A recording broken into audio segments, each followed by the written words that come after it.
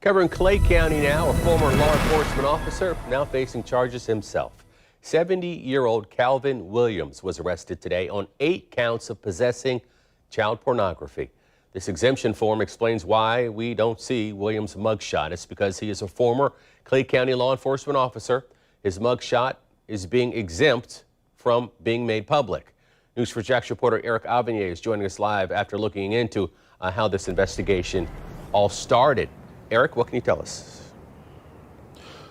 Well, Tarek, although we do not know who tipped off authorities, we do know that Williams has been under investigation since early June. We also know investigators found 8 electronic files containing explicit images of children that were traced back to his IP address, but that's not all they found.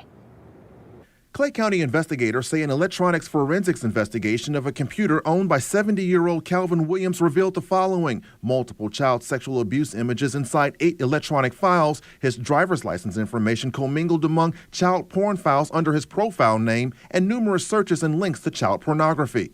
According to this arrest report, the child victims are either known or have been identified. It's unclear if the victims are local kids, but investigators noted in the arrest report that Williams has access to children. Investigators also noted in the arrest report that Williams lives within close proximity of this elementary school as well as a daycare center just up the street.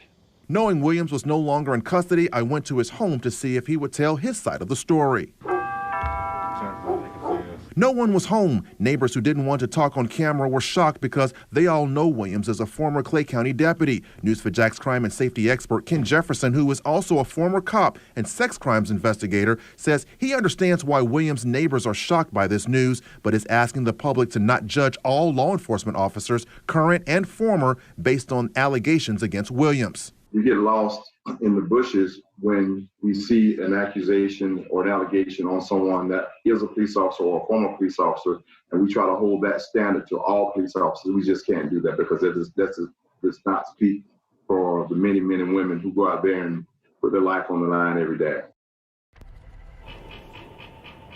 Now, if convicted, Williams could face up to 5 years in prison on each count of possessing child porn. That typically adds up to about 40 years behind bars. Reporting live, Eric Avanier, Channel 4, the local station.